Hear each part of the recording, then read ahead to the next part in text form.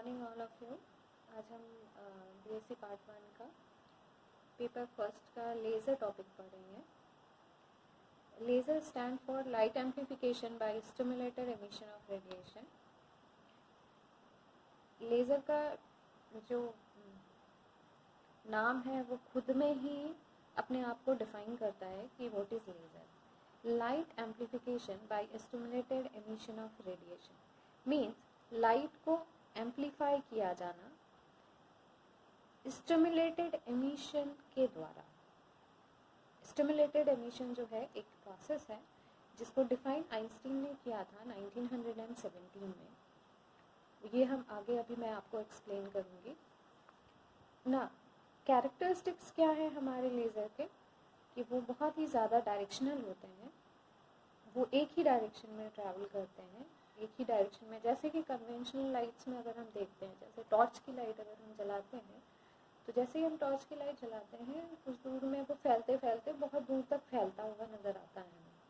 But laser आपको कभी भी फैलता हुआ नज़र नहीं आएगा, वो एक ही डायरेक्शन में एक ही सीध में चलते हुए दिखाई दिया जाएगा, मतलब एक पॉइंटेड। सेकेंड पॉइंट है हाई इंटेंसिटी। इसकी इंटेंसिटी काफ़ी हाई होती है जिसकी वजह से हम इसको इंडस्ट्रीज और मेडिकल फील्ड में यूज़ करते हैं।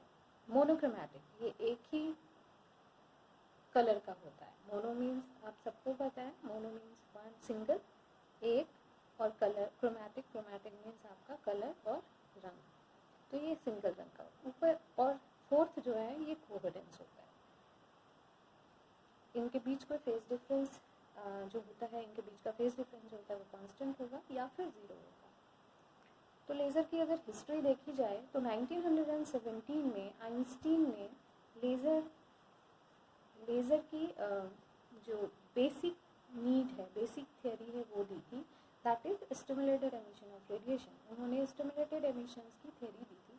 उन्होंने ये कहा था कि अगर हम स्टिमुलेटेड एमिशंस करवाने में सफल हो जाते हैं तो हम लेज़र लाइट आराम से डिटेक्ट कर पाएंगे, हम लेज़र आराम से बना सकते हैं।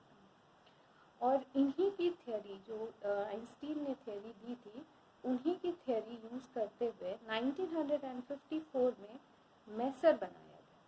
मेसर में, लेज़र और मेसर में सिर्फ इतना अंतर है कि यहाँ पे लाइट के जगह सबसे पहले उन्होंने माइक्रोवेव यूज़ किया था। तो अगर हम लेज़र की तरह इसको डिफ़ाइन करना चाहें तो हम यूज़ कर सकते, हम डिफ़ाइन आराम से कर सकते हैं, microwave amplification by stimulated emission of radiation. Stimulated emission of radiation हर जगह आपको कॉमन मिलेगा। ये स्टिमुलेटेड एमिशन ऑफ रेडिएशन ही है जो कि इस थियरी से ही हमें लेज़र या फिर मेसर मिला।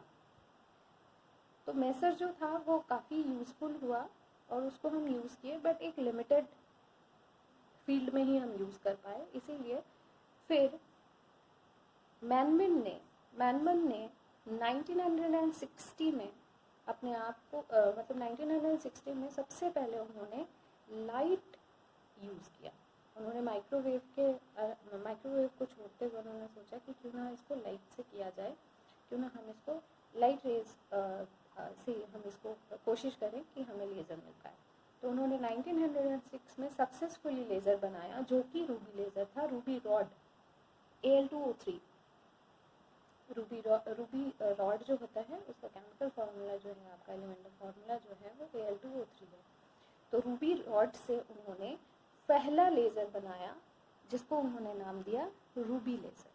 रूबी लेज़र को पल्स लेज़र भी कहा जाता है क्योंकि रूबी लेज़र में जो लेज़र लाइट निकलता है वो कंटिन्यूस में नहीं निकलता है, वो पल्सेस में निकलता है। मीन्स थोड़ी देर के लिए निकला, फिर स्टॉप हो गया, फिर थोड़ा सा वेट करें हम, एंड देन फिर से पल्स निकलेंगे, फिर से लाइट निकलेगा, और उसके बाद फिर से वो